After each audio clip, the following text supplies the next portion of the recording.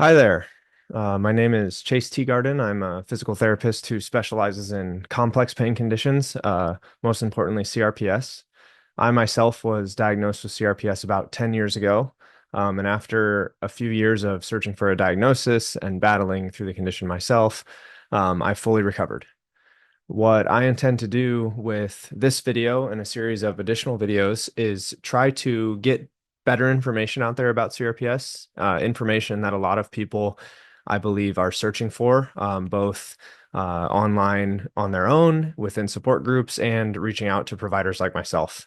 I treat CRPS every single day at one of the largest children's hospital in the nation, and I also treated adults before this. And Many of my patients saw relief and got better. If they didn't fully recover, they got their pain significantly reduced to be able to go back to a life that they enjoyed. So I want to try and bring some hope to this condition and help people not be so fearful of the condition, because I think the less fear we have, additionally, the less pain that we have. So if you are seeing this video, this is the first of hopefully like a 6 video series where I talk to people with CRPS via Zoom and answer questions and explain how I interpret the condition as a patient, former patient, and now a provider, a doctor of physical therapy and a fellow of pain science. I go over my credentials in this video. I also go over what CRPS is. And I also talk about different factors that play into pain.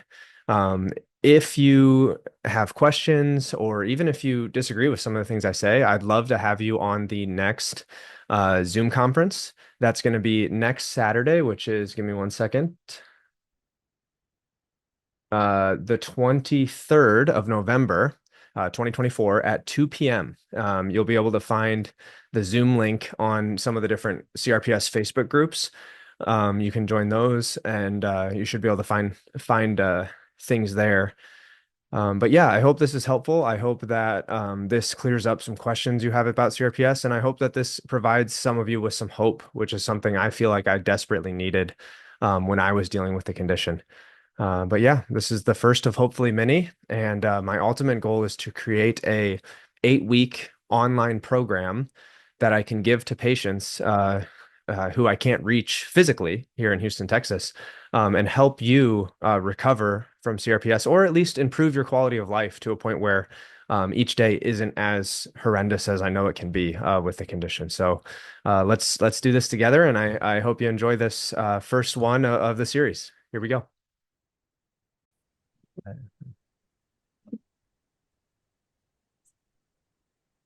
I agree, Lori. I agree. And so we'll talk about that. Okay, so first of all, I want to introduce who I am, kind of my story. And the reason for that is because one of the best things you can do as a medical provider or a medical professional is establish trust with your patients. So if you don't trust me, or if you don't trust another one of your doctors, nothing's going to work. So I want to give you some context to my background, how I got to where I am, and why I'm here talking to you today. So I'm going to try to do that by sharing my screen. And please let me know if anything looks wonky as I do this. Okay, can you see the PowerPoint is a question. Yes. Yes. Okay, and if I go into slideshow, let's see. View. Oops. We'll do it like this. Okay. Slideshow, here we go.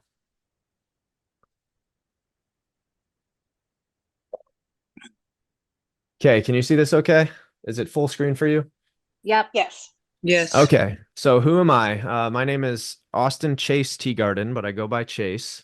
I am a physical therapist and a doctor of physical therapy. So some physical therapists are have master's degrees, some have bachelor's degrees. Most of the newer ones have doctorates.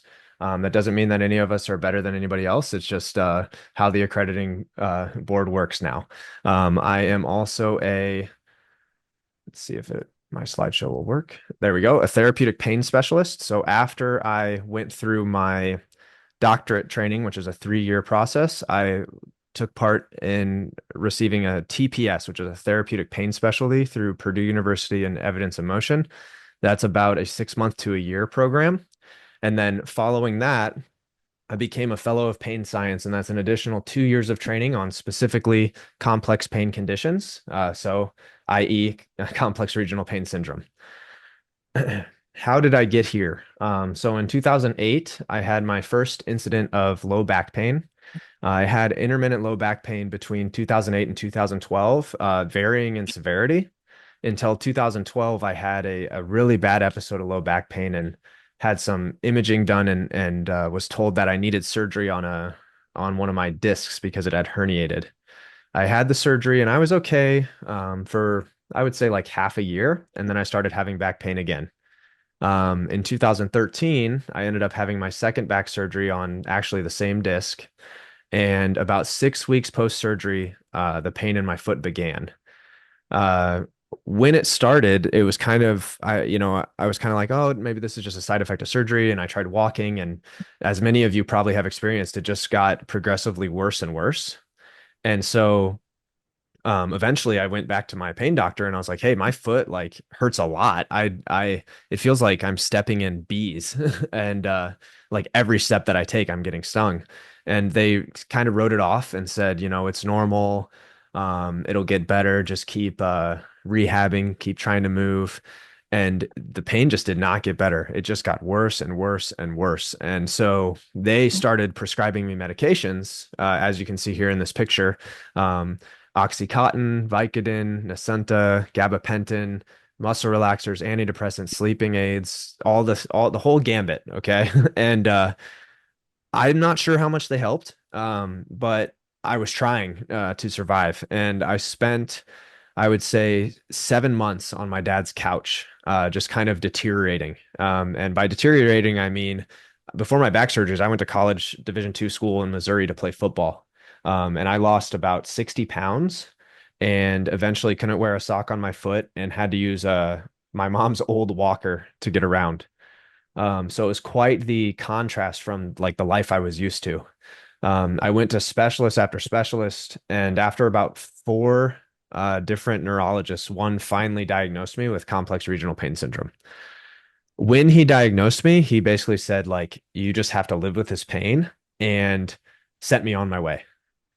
So he gave me like no information whatsoever, and no one else did either. Like I would go to physical therapists and they would kind of just like write me off, and had no idea where to even start with me because what can you do when if you can't even like touch someone's foot, right? Is probably their thought process. So for about a year and a half, I just kind of survived. Like I took pills every single day.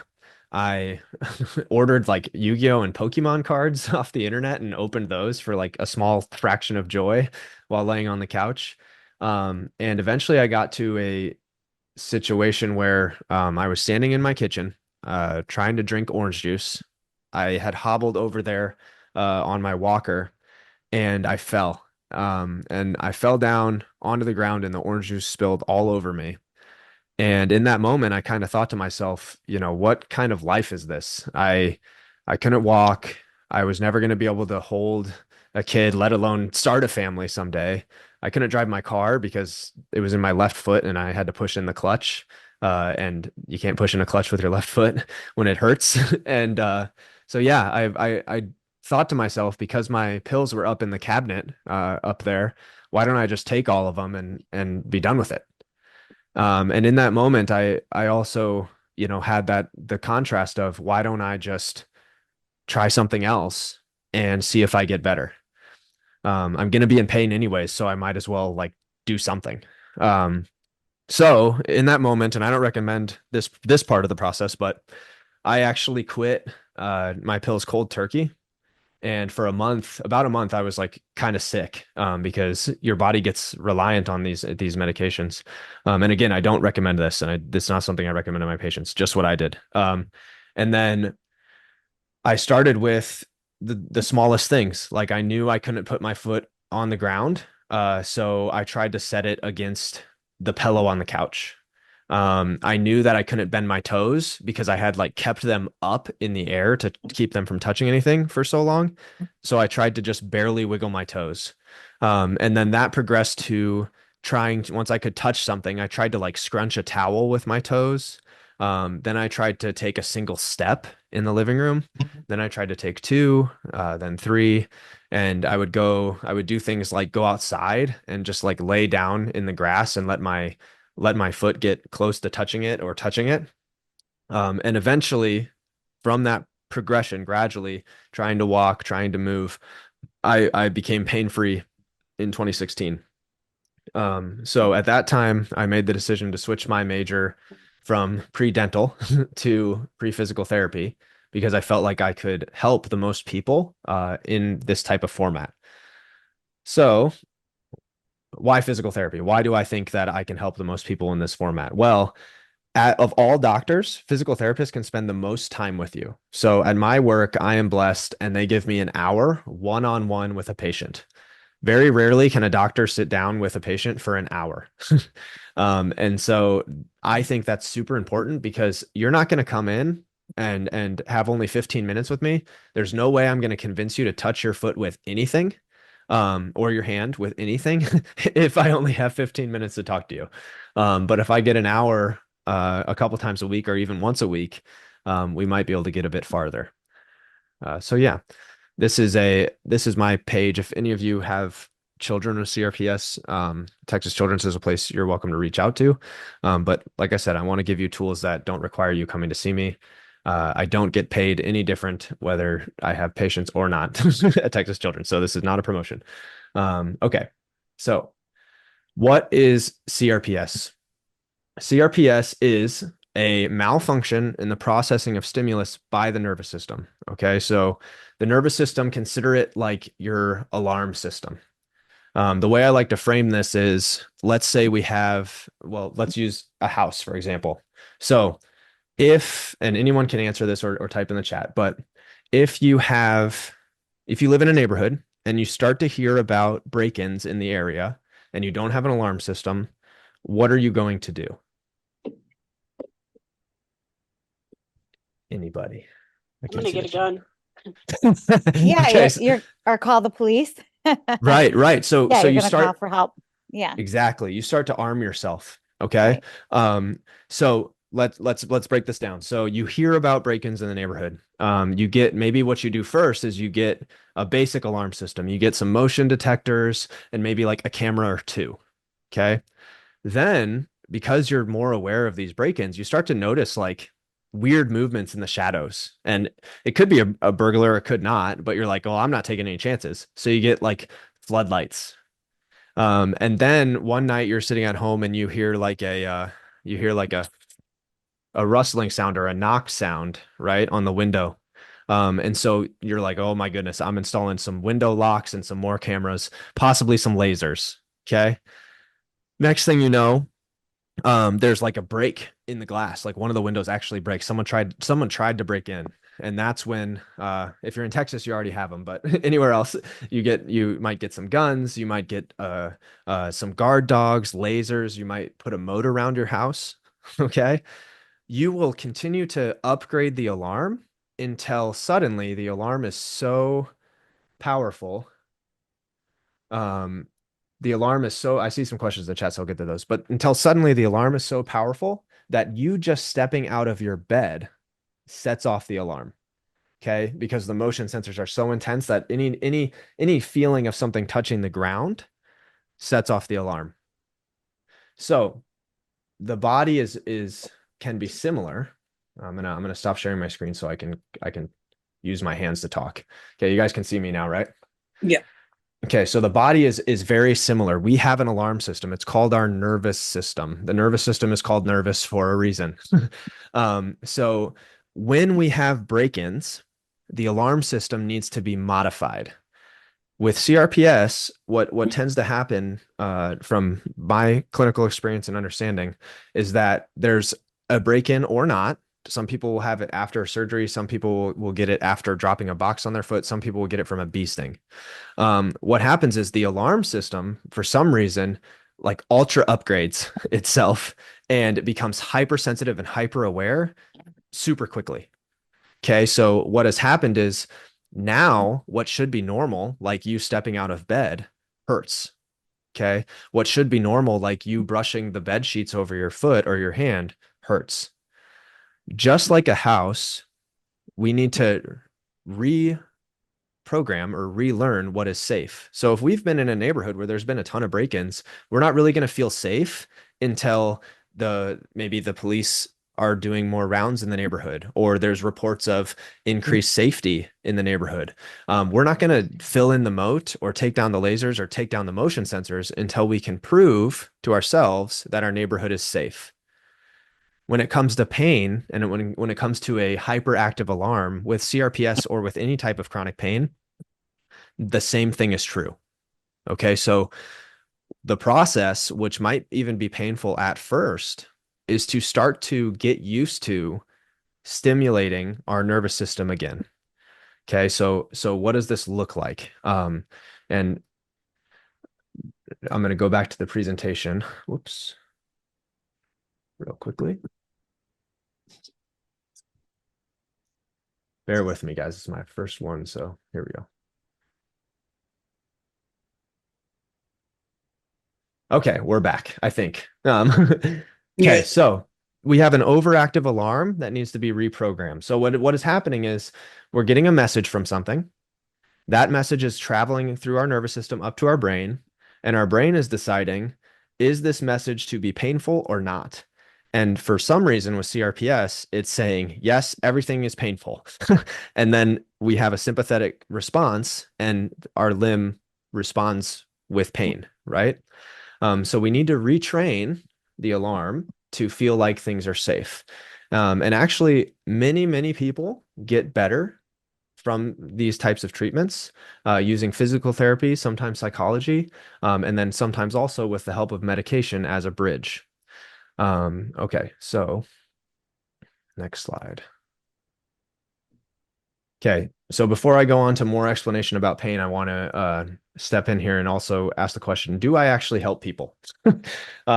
So like I said, I see about 30 patients a week. I would say 17 of them, so like 60%-ish, are CRPS patients. The other ones are maybe chronic low back pain, chronic neck pain, or a condition called FND. These are two of my patients, one of which is in an article. You can search CRPS barrel racer. Avery had CRPS for 4 years before she found me. When she came to me, she really didn't have many answers with her family, and I actually saw her via telemedicine for the first several months before she started coming in person. Is about a 6-hour drive, and she got better. And that's her on a horse with her left foot in a stirrup, competing in barrel racing. Okay, this patient here, this is Alessandra. I'm gonna hit play. So let me know if you can hear this. Can you hear that? No? No. Okay.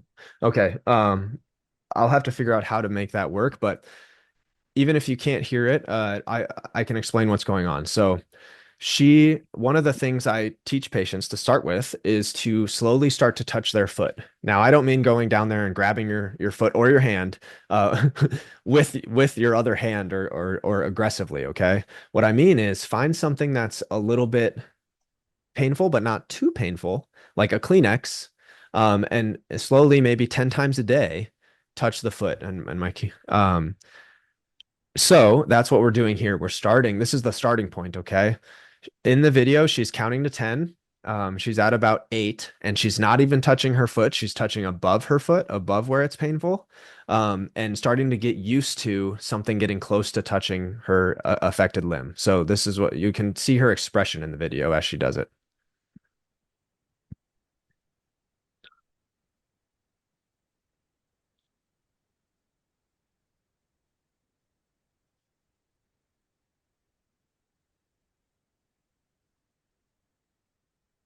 So her dad's behind her trying to distract her. That's why he's like scratching her back. She's barely touching her foot, and you can see she kind of collapses over because she's a bit exasperated. As she's counting, she's saying 7, 8, 9, 10. She is kind of crying while she's doing it, and it did start like this. What we would do is she would come into physical therapy, and she would bring in a couple of those stuffed animals that you see there in the background, and we would touch her foot anywhere between 10 and 50 times with different stuffed animals, different textures, so that the brain can start to see, hey, this soft texture is safe. I no longer need this alarm for soft texture. Okay. Eventually, we moved up to a toothbrush. We moved up to the rough side of a sponge. As the brain got more used to these stimulus that are supposed to be safe. Okay. If a Kleenex is too much for you, you can use a cotton ball.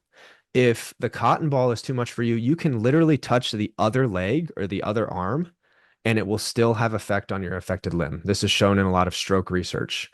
So keep that in mind. Okay, so this next video, this middle video, is when we are finally back in shoes and socks, and she's starting to try to walk again. So here we go. And you can't hear it, but you can see on her face the feeling that she has as she's walking. Okay, so one step at a time, literally. Um, and it can be disheartening. I mean, these are the things that I did. But you have to have some faith that you're updating the alarm system. Okay. And then this is just a few weeks ago. Here she is ice skating. Okay. So she's full weight on the foot, sock, ice skates up tight. And you know, if you've been ice skating, how that wobbles on your foot, how that feels.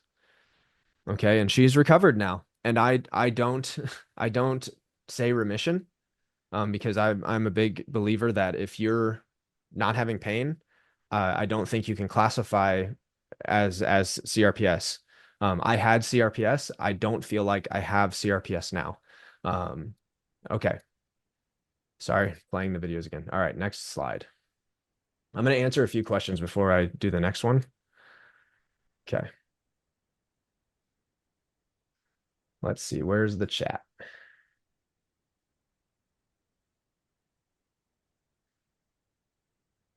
Okay.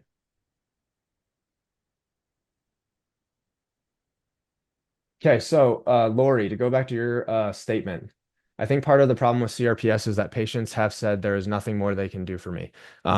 You're spot on. Okay, so what happens is you get told that nothing's going to get better, and so why try? You know, if there's no hope, what's the point? Why would I try to put myself through pain if I'm just gonna be in pain? You know, if there's no light at the end of the tunnel. So yeah, you're absolutely right. If you get told that, that can influence your outcomes. Okay, let's see. How to reduce remaining cold, icy feeling in my CRPS foot. So I would go so what's happening when we have these different sensations, like when we're getting the red or the blue or the purple coloring, or we're getting the temperature changes, that's the alarm system going essentially haywire. Okay, that's your motion sensors at your door going off for no reason. So honestly, the way to start to reduce those feelings, probably as a physical therapist, what I would do is I would start to expose you to different temperatures.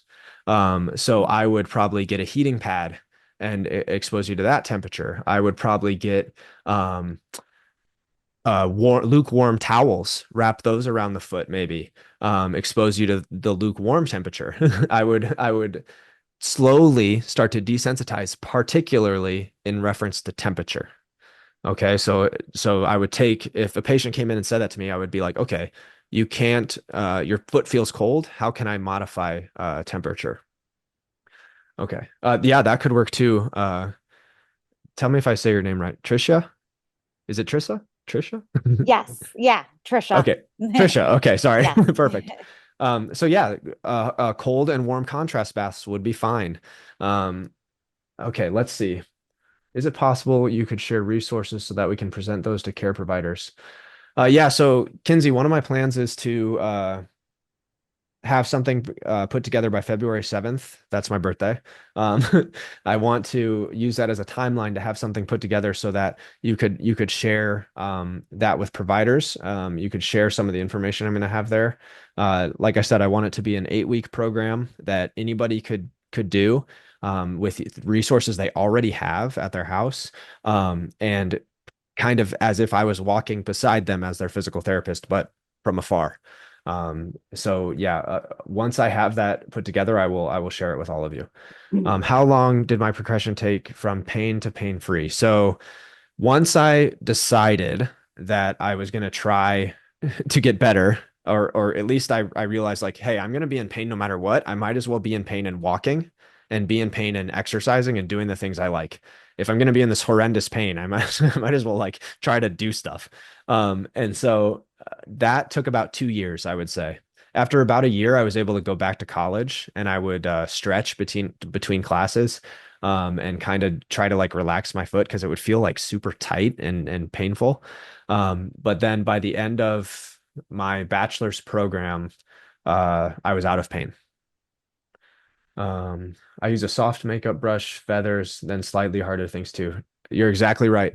So, I have patients where I say, "Hey, we need to touch the foot," and they'll just go and they'll just like grab it, with their hand, and then they'll come back and they'll say, "I flared up like crazy," and I'll be like, "Okay, I understand.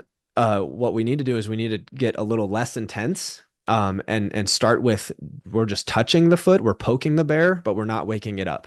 Okay, so if you flare up, it's not the end of the world. You have flares already. When you flare up, that's just information for you. Okay, maybe too much too soon. So let's say you touch the foot 10 times with a makeup brush, and then 5 minutes later you flare up. Then we can put tomorrow we can try 5 times instead of 10 times or 7 times instead of 10 times. And you modify. And you might find that one day you can do it 100 times and then the next day you can do it three. But don't look at it in chunks like that. This is not a linear process. This is a roller coaster to recovery. Okay, let's see. Would you agree children have a better response to therapy? Yeah, and the reason I feel like children have a better response is because they aren't as inundated with uh, off-putting information. Does that make sense? Mm-hmm. Children come in and they haven't done all the reading. They haven't got on burning nights and seen all the things. Children come in and they're like, I'm in pain. What do I do?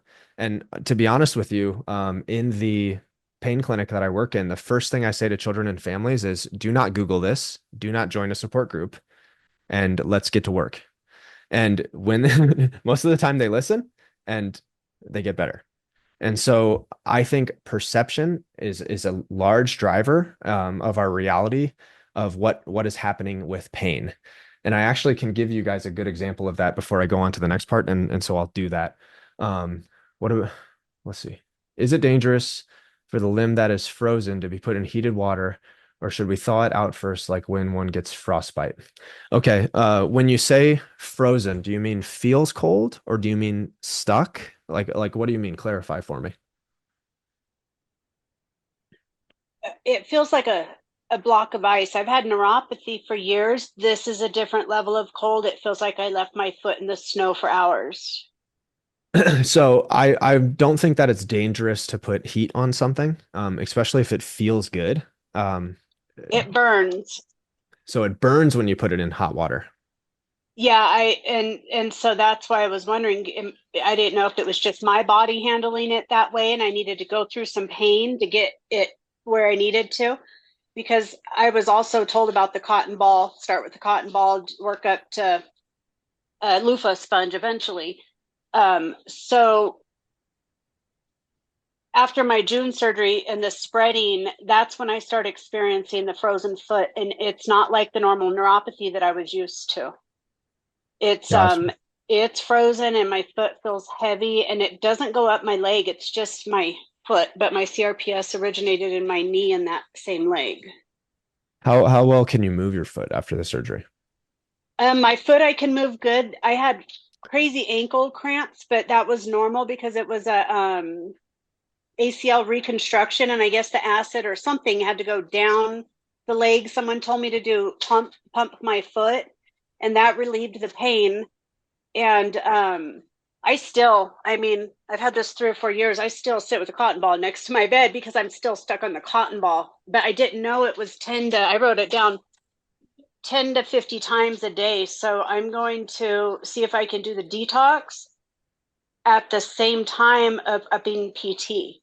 I know it's going to be painful, but I'm scared. I don't know what I can handle. So, yeah, and being afraid, a lot of you probably feel that way when I talk about touching the limb.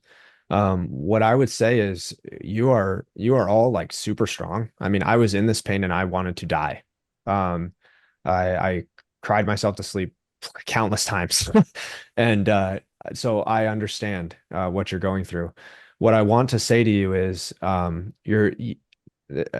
don't mean this to be gloomy, but you're feeling pain regardless. So giving yourself, You're scared you of know, that. this slightly more pain during these moments to reprogram the alarm, uh,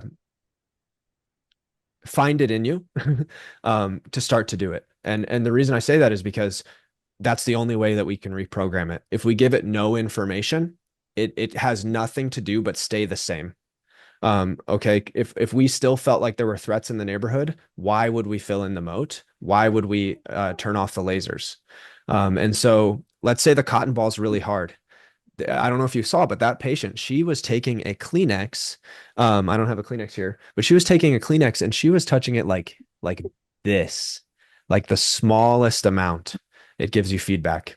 So find where you can start and start there. It will get easier each day as your body gets more information, and then you can upgrade. You can go from a Kleenex to a paper towel, from a paper towel to a pillowcase, from a pillowcase to a thicker bath towel. Then what you can do, if you really want to tap into the feeling of things, is you can, if you have someone you trust, once it starts to get tolerable enough, you can close your eyes. They can take 3 different pieces of fabric, Kleenex, paper towel, cotton ball. And then what you do, sorry, I have to stop my camera because it's going to freak out. Okay, it stopped. So, and then what you do is you have them 10 times with each touch your foot and you try to guess what they're touching it with. The reason you do that, it doesn't matter if you get it right, you'll probably get it wrong. But the reason you do that is because it's gamifying the experience and you're learning, your brain is learning what different textures, safe textures feel like. Okay. And again, if there's a day when it's too painful on the spot, go just above where it's painful or go to the opposite limb. Okay, so those are some options, and these are all things that I'm going to include in that 8-week program for you guys, so I can give you specifics. But keep it simple. Okay, you can't bend your toes, try to bend your toes. If you can't bend your fingers, try to bend your fingers. If you can't do this with your wrist, try to do a small version of that. Keep it as simple as possible. We're relearning how to do things. Okay, so let me read some of these. Let's see.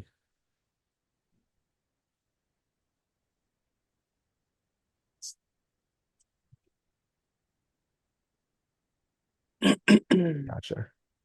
What would I suggest if it's not a limb issue? So give me specifics on where you're feeling things and what you mean, Annette. I believe that mine started about 4 years ago after a kidney stone surgery. Mm-hmm. So I have that warm burning and it's almost like inside. But then I had a tooth extracted in February 2 years ago, and it went into my head. Okay. So now it's just more of like a sunburn feeling, like a heaviness, a pressure, and it comes and goes. I honestly think mine is more of a psychological problem. I have a lot of intrusive thoughts which trigger a flare up. So of course, I have all the medications. And I've tried all that. I've tried physical therapy. I do have a mechanical issue in my neck that I think when I tried scrambler therapy in April of this year, I think it could have helped me, but it didn't because of the mechanical issue in my neck. Um, so I'm not really like, when you're suggesting the cotton balls and the stuff like that, I know that heat helps me a lot. A hot bath, a hot heating pad around my neck, a heated blanket, but there's not one particular area. Sure. Sure. So you're saying your feeling is more inside, or is it sense like, can you touch like this, or is that hard? Um, I can touch like this, but I like if I'm in a flare up and I were to like scratch my shoulder or something, it feels like a sunburn. Um, but it's kind of like almost everywhere. Yeah. Yeah, Yeah, I understand. So what I would do is finding those really sensitive areas with the scratching, and you can do some of those exercises there. I think you bring up a very good point about the psychological connection to things. And I'm going to show some videos right after this to kind of talk about how pain is affected by the way what we associate the pain with. hmm So I think that will be helpful. There is a stigma that is placed sometimes on CRPS where it'll be called completely psychological, hmm which it's not, but it's also not completely physical. And right. the reason I say that is because nothing ever is. So we have this built into our language. If someone breaks our heart, what do we call it? You'd be A like heart. heartbreak. Yeah, Yes, heartbreak. a heartbreak. Yeah. And where do we feel it? Yeah, Here, right? right, Even when we say you broke my heart, we hold here. Like that's right, if I'm an actor, that's what I'm gonna do. right. Um, if I see a pretty girl that I'm attracted to, she gives me butterflies in my what? In your stomach. Yeah, Yeah. If I am holding on to a lot of emotional load and I go to tell someone about it, the phrasing I might use is I can't carry this anymore. right. Okay. If I pick up this chair, I have a chair over here. If I pick it up and I carry it around all day, something really heavy, what's going to hurt? Like your back, your arms. Yeah. Yes. Yeah. And so when it comes to chronic pain, CRPS included, the emotional aspects of our lives, our personal factors play a big role. Does that mean we need to confront it to get rid of CRPS? No, I certainly didn't do that until well after I was out of pain. But Yeah. looking back, I understand that there were roles that were played during my experience with CRPS. So for example, before 6 months before my first back surgery, my mom died, and 6 months before my second one, my brother died. Right. And so I most certainly think that my CRPS had something to do with my emotion. And I think the intensity of the pain was amplified by those situations. Right. But that doesn't mean I have to go back and rehash all that to get out of pain. But I do think for some patients, finding the connection between the psychological and the physical is really helpful. hmm So for you, since you've already made that connection, if you don't mind me asking, do you see a counselor or a psychologist regularly? No, the neurologist that I see over in Houston, as a matter of fact, Oh, I asked him about. He asked me if I would be if I would object to psychotherapy, and I said no, I would be more than open to it because I had a sister who committed suicide. I lost a father very quickly, unexpectedly, yeah, hurricanes, all that good stuff. yeah, So yeah, I would be open to it, but he said, "Well, we live in America. We're just going to throw a pill at it." So he gave me yeah, Wellbutrin.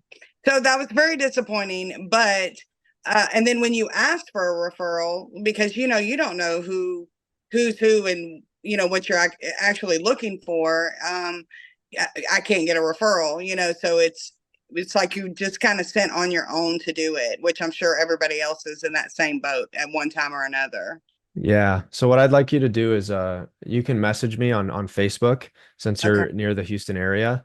I'll give you a few people that I know are good for adults. Um, I'll also just give you some basic parameters when it comes to searching, looking for someone who has experience in uh, ACT, acceptance and commitment therapy, is a very good thing. CBT would be just below that. But I'll give some guidelines there. And when I create this program, that's going to be in like week 7 or 8. I'm going to talk about these connections. Um, but yeah, we'll we'll get into that. And I think you're on a great track in recognizing the psychological connection. And I would continue to advocate for yourself to Yeah. try and get a counselor or psychologist. Okay. I see one every week, whether I feel like I need it or not. So Yeah, I yeah. think it's great for everybody. Okay, hold on. Let me check some questions here. Thank you. Yeah, yeah, absolutely. Yes, exactly. Watching positive motivational videos are great. If you find yourself on the support groups and the inundation of these very sad stories, it makes me very sad to read it because I was there. I would turn off Facebook. I would turn off Facebook. I would go look at things that are uplifting that make you feel better. I used to open Pokemon cards, or Pokemon Yu-Gi-Oh cards, and I keep a stack by me to remind me that that was all I did for my own joy.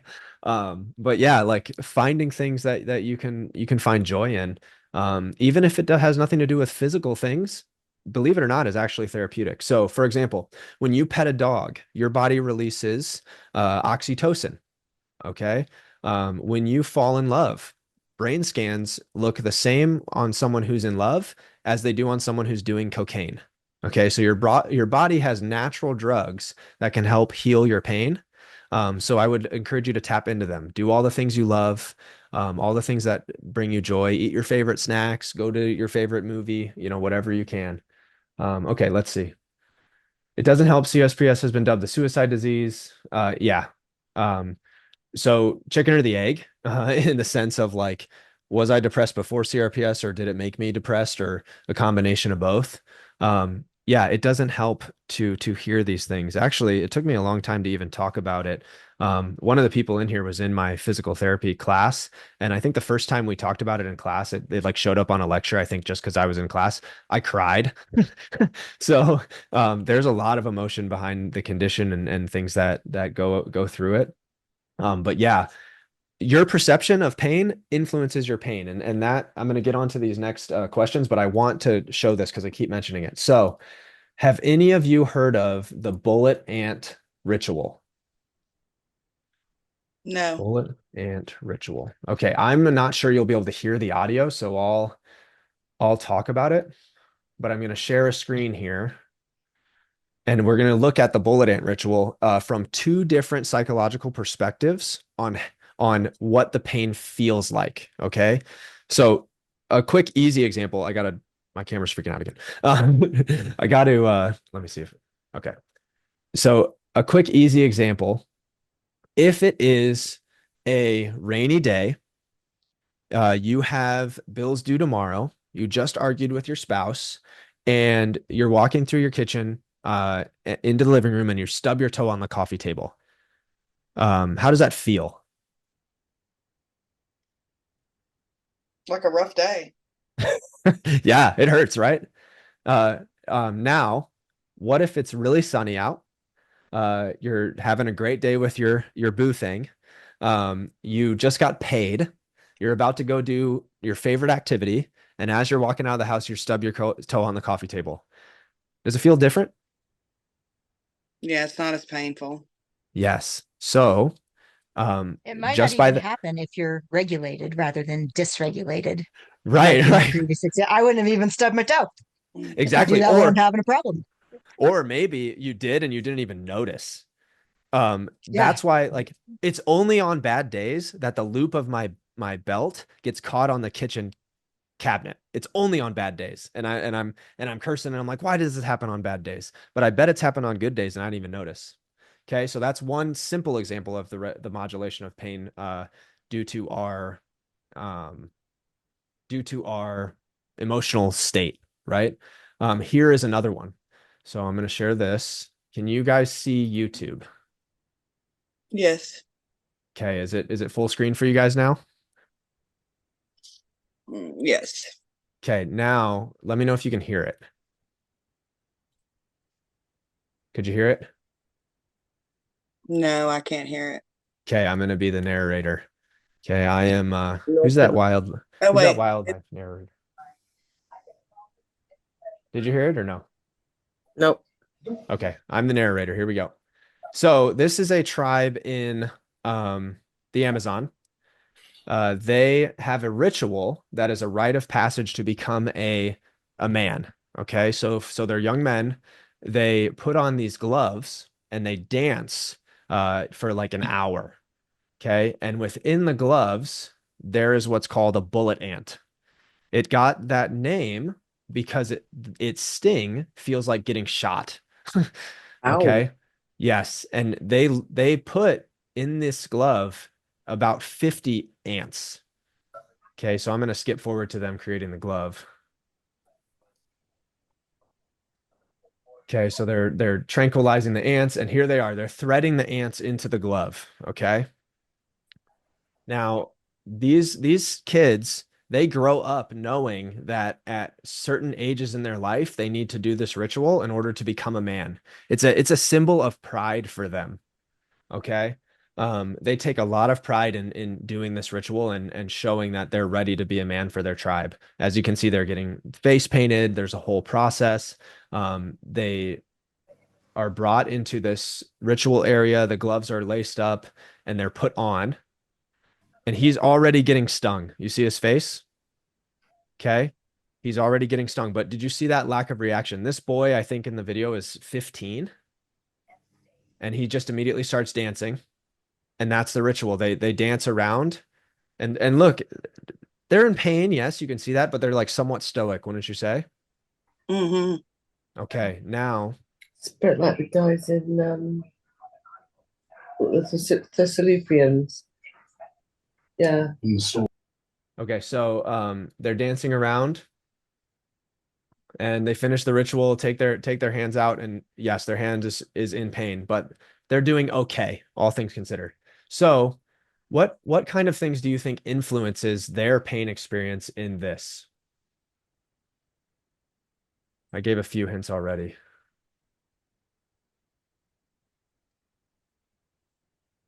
You mean how they handle the pain?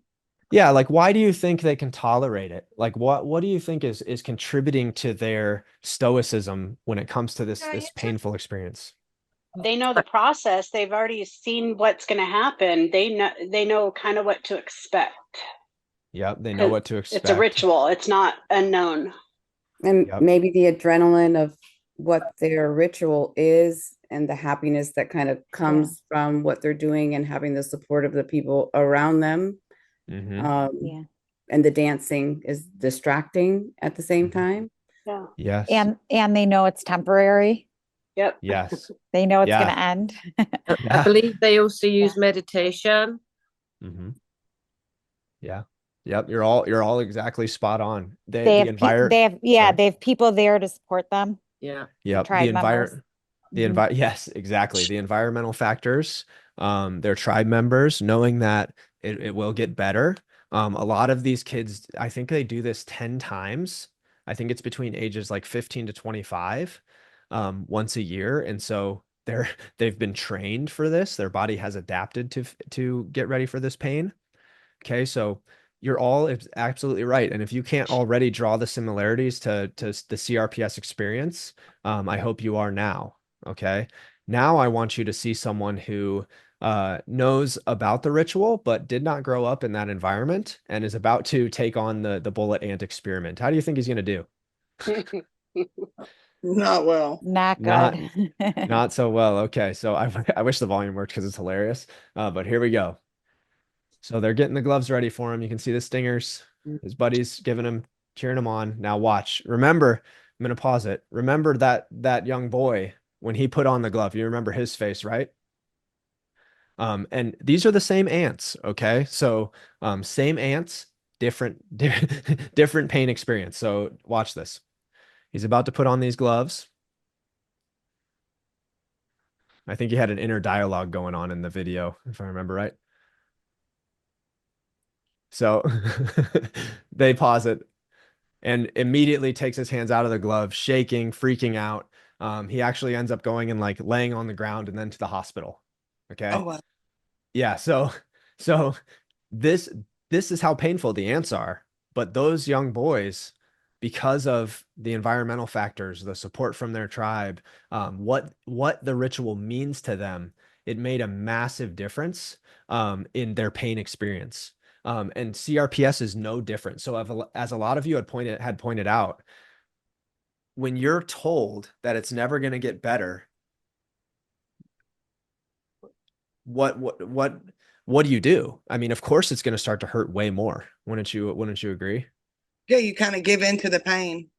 Yeah, yeah. You're hopeless. I mean, I would feel that way. I remember at one time I had a an incident where, sorry, this is TMI, but there was some blood in my stool, and I called the doctor, and the nurse that answered the phone went like this. When I told her this, she went, "Oh, that's a sign of cancer." For the next week, I was like distraught. I was like convinced I had stomach cancer. And then I went to the doctor and he's like, no, you probably just ate something bad and you'll be fine. But for that next week, I had like stomach pains, you know? Yeah. And so what we are Hold this and told see if plays we a can get it huge role. And actually, discharged enough. in my fellowship, my pain fellowship, we learn words to use and words to not use when it comes to pain. So things like incurable, unstable, those are all pain amplifiers. Okay, so I digress. What is pain? Let's do that. I'll come back to I'll check the chat real quick just to be sure. I see a lot of similarities and to acknowledge that part.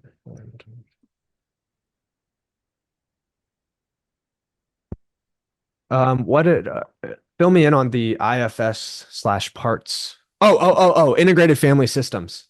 Yes, integrated family systems is great. I did about 6 months of therapy myself with it after already out of pain. But yeah, I love it.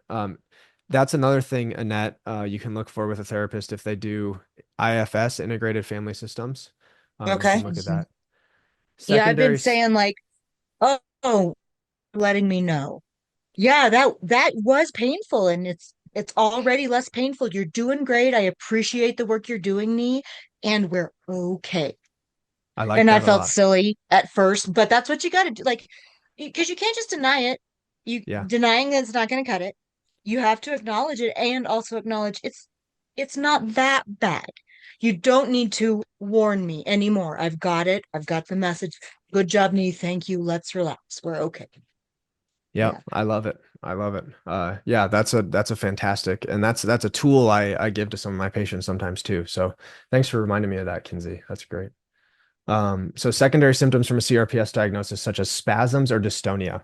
So Lisa, imagine you don't have CRPS at all. Imagine that you hold a limb, like this, or behind your back, or just in a certain spot because you're afraid that it's going to hurt. So what I did with oh no, stop. Sorry, it's my camera. Give me a second. So what I did with my foot is I used to do this. Hold on. See how my foot is? I used to hold it like that and I'd be in a walker and Right, I'd have my toes up like that. right. Because I held it up like this, eventually my foot cramped. Eventually Mhm. I had spasms. Um, that's just a natural thing that would happen if you held your foot like that all the time. Right. So when we see these symptoms listed, these are Mhm. not things caused by CRPS. Like it's not like I said, it's not cancer. Okay. So Right. it's not like it's you have CRPS, therefore you get spasms or dystonia. Right. What happens is you feel the pain, you adapt, and then the spasms or dystonia occurs. Occur. I see. And so that's the situation. And that's the problem with uh that's the problem sometimes with the messaging around CRPS, especially when these pictures get posted in group chats with no source. Mhm. I don't know how to I don't know how to like talk about it because sometimes this is just things being reshared from things created by patients. Yes. And believe me, I did the same thing. You can look at my Facebook and probably find a post, 7 years ago of me trying to get the word out there. But yeah, so anyways, those are not necessarily like being caused by it. It's a adaptation that your body's making because you're guarding the limb, which is Right. another reason why we need to like try to stop guarding so much little by little. And Um, would you consider the sensory type treatments the same for, let's say, dystonia? My daughter had CRPS, mhm. and that the parts of the burning and the color changing and the temperature has gone away, but she's stuck in dystonic positions. Now, would you still say like conditioning the sensory with, the cotton balls, even though that doesn't bother her now? You can touch her skin, she's fine with that, but we're having an issue with how do we get her unstuck per Yeah. se. Yeah. So, if I remember correctly, does your daughter have a co-diagnosis of FND, or is that someone Yes. else? Well, right. She had CRPS, and the CRPS has gone because we did several things and the Yeah. CRPS diminished and then Yeah. came in dystonia. So, and it spread. So she had just right foot. She had right foot CRPS. Then the CRPS part went away, the burning.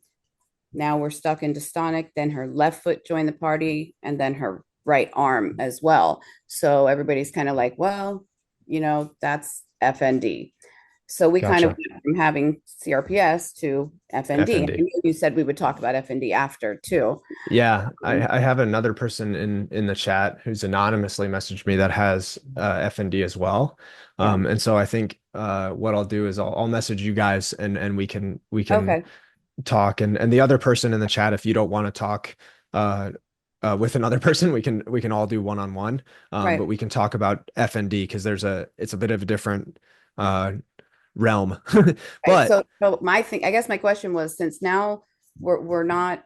experiencing the CRPS, now it's something different. Yep. So the treatments that were used or that you're using to help people cope with the CRPS and the sensory issues don't really apply It would to be the different. It would be right. different for the Okay. dystonia part. Right. Yes, but getting to that point of the dystonia part of Right. that is that the other part of it is the nature of FND, which I'll talk about. Okay. Um, but yes, for the other person that messaged having both, the treatment plan for the symptoms of CRPS, the pain aspects, it's still the same.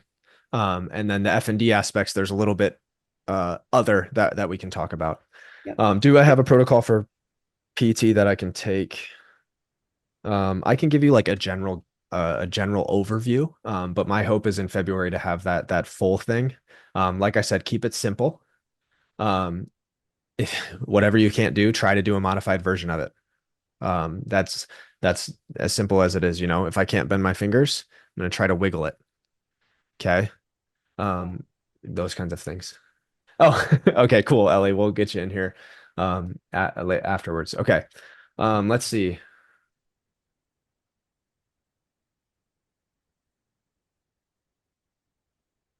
Yeah, yeah, yeah.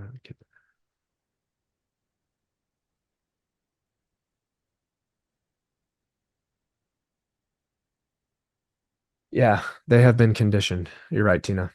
Um, okay. So I wonder. I'm going to go to the PowerPoint again to show you some things, and then I'll go over to Paint to do a little thing there as well. So give me a second. PowerPoint. Okay, so what is pain? Okay, just in general, not even CRPS. You can see the PowerPoint, right? Yes. Cool. Pain, as defined by the International Association for the Study of Pain in 2020, this is a new definition, and there's a source there, is an unpleasant sensory and emotional experience associated with or resembling the association with actual or potential tissue damage. Okay, so what does this mean? Where is my paint? Here it is. Bear with me. I am not. Whoops, can you see paint now? Yes. Okay, so an unpleasant sensory and emotional experience related to or resembling the relationship to uh, actual or perceived tissue damage. Okay. So, what that definition tells us is that pain is not equal to damage. Okay. So, some examples of this we can have pain but no damage. Okay, so something like heartbreak, I've already used that. Something like feeling like we got stabbed in the back by somebody, betrayed, we might feel that. Also, examples of when pain isn't equal to damage is when we get a paper cut. A paper cut hurts a lot, right? But it's very small. Or when we're outside, we can have damage and no pain. When we're outside working in the yard, I don't know if this has happened to you guys, but oftentimes I'll cut my arm and I won't notice till later. And I'll look and say, oh my goodness, I cut myself. And then sometimes when I see it, then it starts to hurt. Okay. So we can have pain with no damage. We can have damage with no pain. So the body, when it comes to experiencing pain, has a threshold in which pain would be experienced, a threshold of activity. Okay. So hold on, let me get something thicker here. Okay. Oh my goodness, that's too big.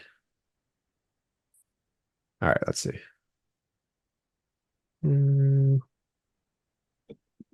Sorry, I'm looking for a size adjuster.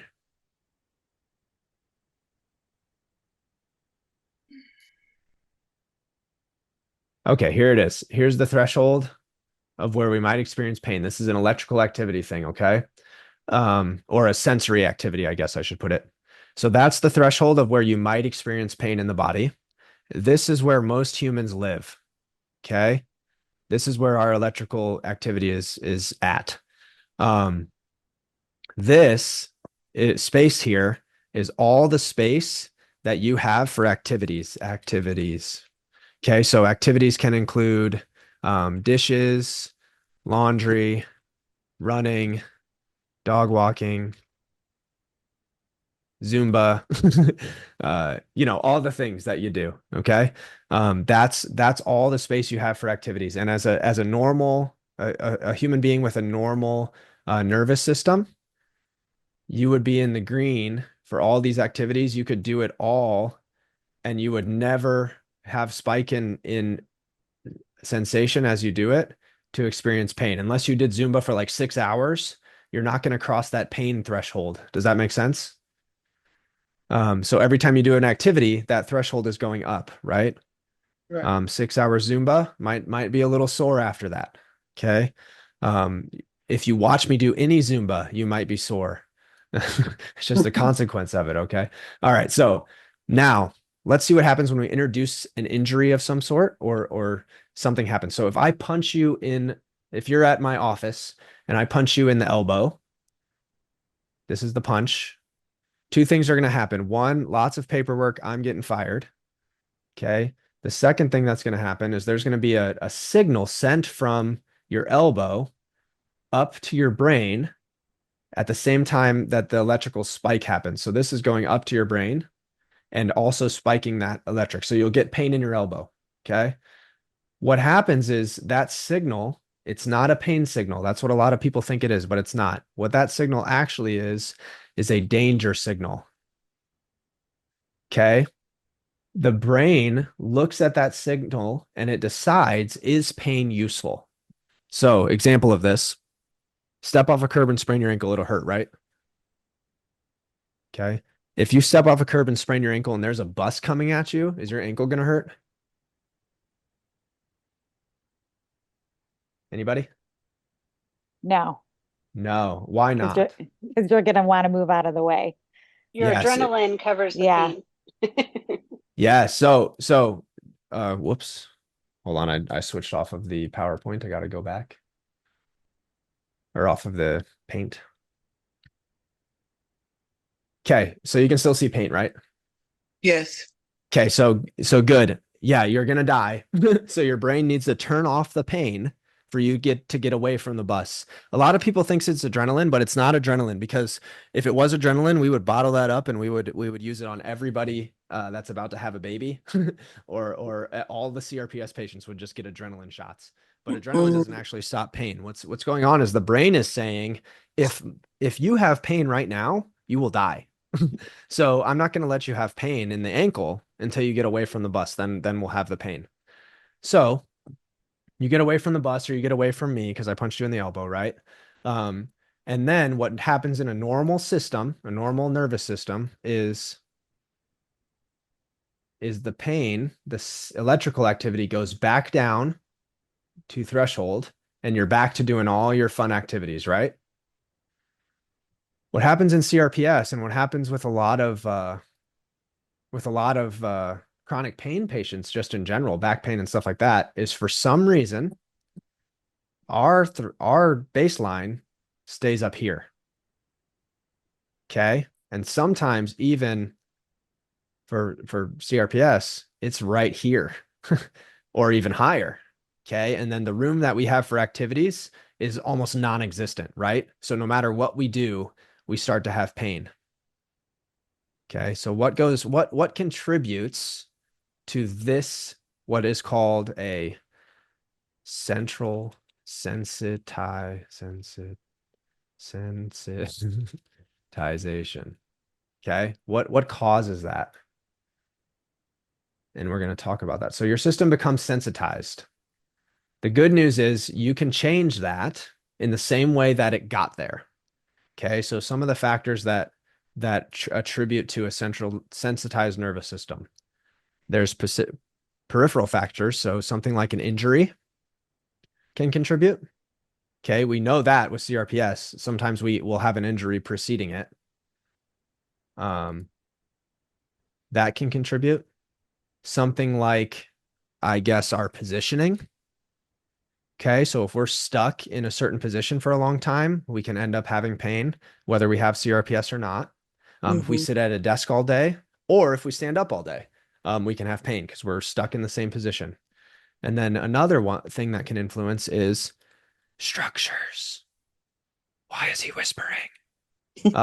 I'm whispering because structures play very little role in our pain experience. A lot of times we'll get MRIs or X-rays, and we'll say, "Yep, because that bone is a little bit to the left, that's why I have this pain." But the research shows that even if the bone is a little bit to the left, you might not have pain. And there's a lot of studies that show that. Things like misconceptions about things like bone spurs or even discs, even bulging or herniated discs. There's a lot of people with no pain that have those structural changes. So that's why I don't give much credit to structures. Give me 1 second. Okay, Google, set temperature to 67. Sorry, it's getting hot. Okay, so central factors. So central factors that affect our whole nervous system when it comes to pain is going to be something like medication. For some people, medication works and helps and desensitizes the system, brings this line right here down. For some people, medication does not work and it makes it worse. So for example, I have some patients who gabapentin or Lyrica really helps them. For me, I took Lyrica. It made everything horrible. So it really depends on the person, but medication is one of the factors. Another thing that influences it, we talked about lifestyle. Okay, so this is diet, exercise, sleeping, all of those things. I mean, if you don't sleep very well, how's your CRPS pain the next day? Rough. Not good. Horrible. Yeah. And if I leave from here, whether I have CRPS or not, and I eat In-N-Out, I don't know if you guys have In-N-Out where you're at, but if I eat burgers and fries every single day, how's my pain going to be? Or how's my body going to feel just in general? Yep. Horrible, right? So Yeah. A lot of modifying these, inflammation. Yeah. exactly. So modifying these things can help us. And then the last thing is, and probably one of the more important thing, personal factors. So that's the environment, like we're talking about. Trisha, I think you said your tribe, or one of you guys did. That's a huge factor in how our pain feels. What happens with this line? And so that being said, all of these different things can be used to modify our experience of CRPS. We don't really have to worry about this because a lot of us have had the CRPS for a long time, and most injuries actually heal in 4 to 16 weeks. And a lot of us are very far beyond that point. So the injury has less of a role. Positioning is something we can work on. We can move about throughout the day, change our position, get into more comfortable positions ourselves. That's good. Structures we can't really change. Medication, that's something we can use as a bridge to get to where we need to go. lifestyle, diet, and exercise. People have already discovered that that can help with CRPS. And then our personal factors. What kind of things can we do to care for ourselves more, and set up an environment for ourselves that is more conducive to desensitizing our system? So getting better from CRPS is a matter of taking the central sensitization and desensitizing the nervous system. Okay. That can come from many different things. But over time, what will happen is you will, even as a CRPS patient, have this situation start to come back to a normal level. Okay. Now, because of this sensitization, the reason we feel like things like more pain with weather changes, okay, or more pain when there's stress at work, or more pain when where else when we're having lack of sleep, is because all of those things contribute to the experience of pain and to getting our nervous system more active.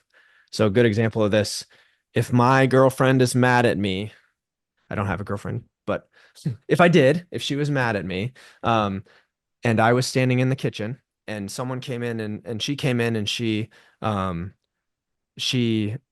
looked at me and I knew she was mad and I was doing the dishes, how would my body react? What would I do?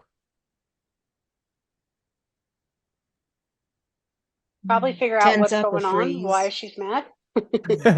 Well, that'd be the logical thing. But tense up or freeze would be the first instinct, right? I would probably go like this Fight or flight. and fight or flight. Yes. So Yep. anything that activates our fight or flight nervous system, the sympathetic nervous system, will contribute to increasing our pain. So we think of things to deactivate that, to tap into the rest and digest aspects of our nervous system. So that's another aspect of helping with the CRPS pain. Okay, let me go into the. Anyways, what'd you guys say? I was just gonna say I'd have to get rid of my husband and children if I if I ever want to be healthy again. So there's some things For we your can't. health. For my health. It's all Yeah. for my health. So there's A some things. medicinal divorce. Yeah, it's not Right, you, it's right. me. I did that. I got better for a little while. There you go. So that, I mean, there's a look at an influence of things that could contribute to our pain, right? But there's some things you can't change. But if you're using psychology or counseling, they can teach you to take some of those things that you carry around and teach you how to just put it down for a little bit. Okay. Sometimes you'll have to pick it back up, but if you can take a break and put it down and build some resilience through that, that'll change the experience of your pain. Okay. Anybody else have some questions?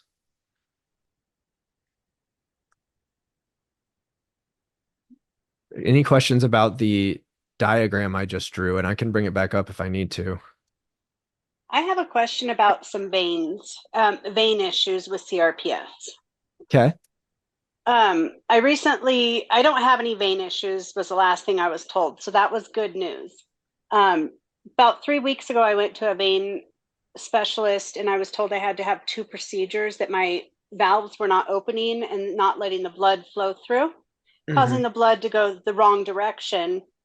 And I was seen on the support group, lots of people responding that they were experiencing the same thing. So in my mind, I thought, okay, that adds to another thing I have to deal with because I have CRPS.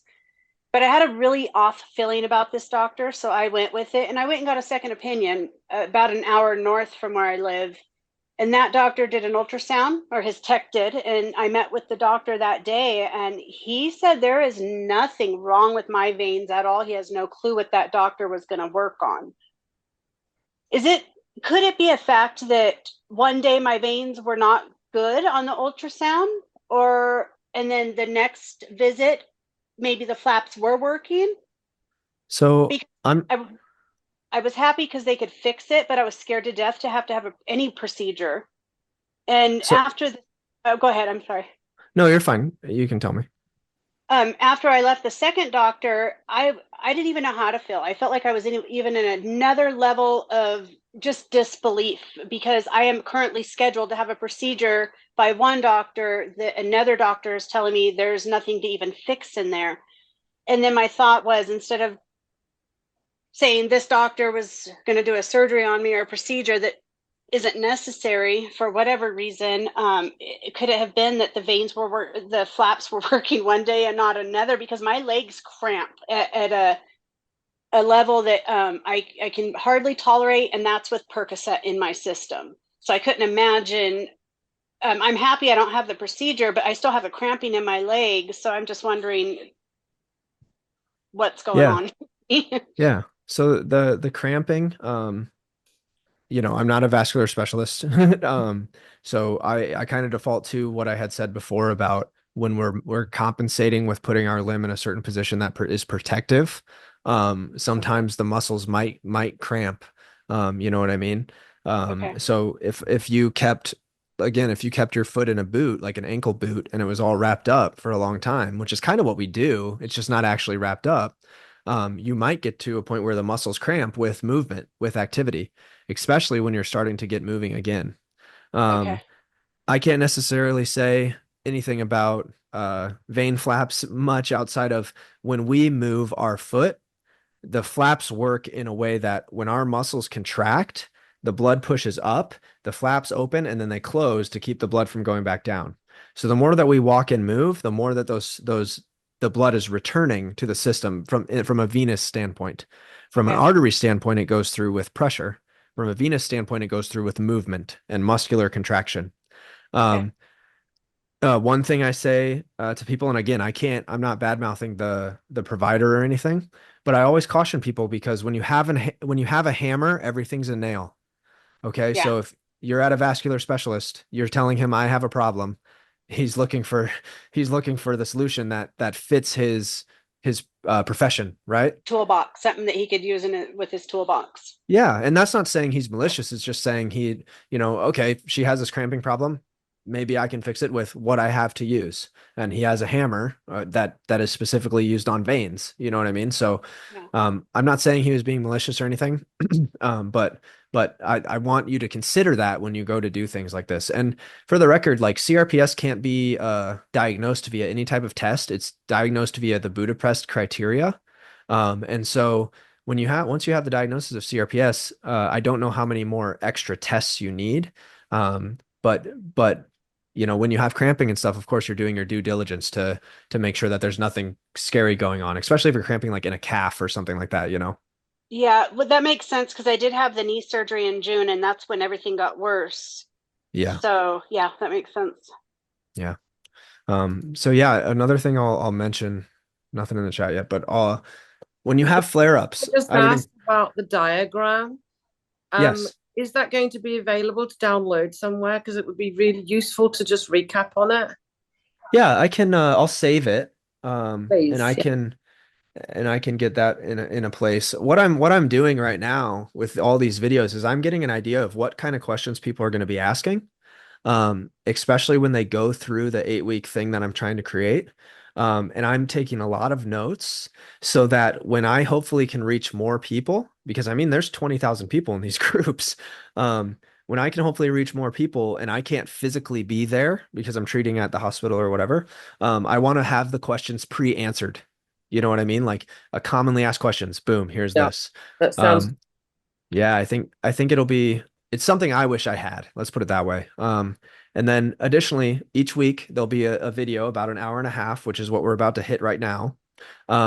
Each week there'll be a video and then there'll be a worksheet. Okay. So I already know week one, which you guys can consider yourself in it right now if you want to. The worksheet that I am going to give is going to be a worksheet called Better that I give to my patients. And what you do is you sit down and you conceptualize a year from now, if you were doing better, what does that look like? Okay. That can be like physical goals, like walking or grabbing or making clay, any of those things. Or it can be something like spending more time with my kids or my grandkids, being able to go out with my husband, fiance, boyfriend, That's um, good. you know, anything, being able to go to the movies, being able to paint, all of those things. And what happens with that list, that better list, is you start to write it down and a lot of emotions start to come up. And so I also encourage people on that list to write down the emotions they're feeling so we can talk about them. Um, Can and I that's mention something very quickly? Because sure, sure. the lady before, her last line that she said was something to do with that her CRPS felt worse after she had knee surgery. I am in the same position. I had total knee replacement done 6 Mhm. months ago. When that kicked in, my CRPS in my foot, it kicked off again. And Yeah. like I calmed that right down. I've actually got it down to nearly just the icy cold feeling now. And I've just got to get rid of that.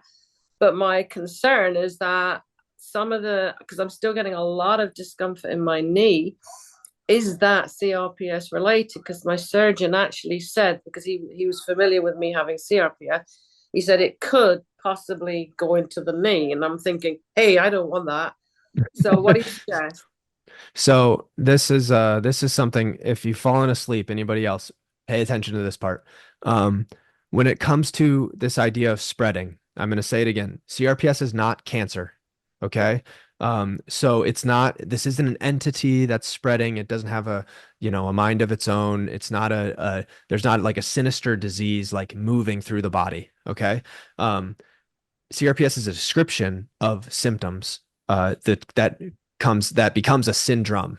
Okay, that's what syndromes are. So when I read that the CRPS was going to spread, when I read that, I think it was on burning nights I read it. My dad came home from work. I got up from the couch and I cried and I said, "Oh my gosh, it's going to spread. They said it's going to go to like my groin. It's going to do all these things." And guess what? The next morning I woke up and it hurt in my knee. So that being said, you are all familiar with the placebo effect, correct? Yep. Okay, so placebo effect is if I have, wish I had some lotion. Pretend this is a bottle of lotion. If I have two bottles of lotion and it's literally just CeraVe, like no, just regular lotion, and on one bottle it says, I will feel good. Okay. And on the other bottle it says, I will burn. It's the same lotion, but 60% of people, if I put the lotion that says I will feel good on them, they will report it feels good. If I put the lotion that says I will burn on them, not only they report that it burns, they might even show symptoms of heat or burn. Um, Right. so the first one, the I will feel good, that's called a placebo effect. So if I give you a sugar pill and I say this is going to help your headache, if you believe me, it'll help your headache. If I give you a sugar pill and say this is going to make you dizzy, if you believe me, you'll get dizzy. So first one, placebo. In Latin, it means I will help. Second one, nocebo. In Latin, it means I will harm. Okay. That's why the phrasing that we use is very important. Now, am I saying for people that it's spread for, am I saying that your pain that has spread isn't real or that you're not experiencing that pain? No, I'm absolutely not saying that because when it happened to me, my knee hurt like hell. Okay. So you are feeling that pain, but I want to encourage you to reconceptualize the way you're perceiving the pain. The same way the bullet ants is different. I want you to understand that sometimes when we have a strong belief about something, that can actually manifest as a physical change. Okay, a physical feeling. So yeah, a lot of doctors, they'll answer questions based on things that they've heard sometimes. But I'm in with patients with CRPS all the time, and I treated adults before this. Um, all right, Lisa. Let's circle back so I can answer some of your questions about F&D later, okay? Okay, perfect. Thank you. I'm sorry, but I've got to run. Thank you guys. You're I look fine. forward to the next one and I'll reach out. Thank you. Yeah, reach out. We'll go I one on will. one. Thank you All so right. much. Yeah, I'll see you. Chase, can I jump in and ask a question kind of with the spread and sort of what you're talking about? Yeah, yeah. Um, my no one will give me any pain meds. My only pain relief is icing.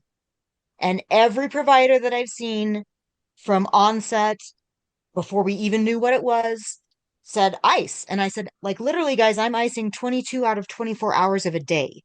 Are you sure that is okay? Because I'm an athlete. No, we were always told that is not okay. That is way too much. If it's that much, you need to talk to somebody.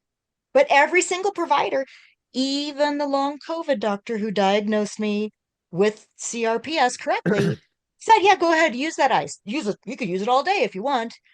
And then, like you, I saw on Burning Nights, but some other sites as well, that ice is a huge no-no. Ice will contribute to the spread.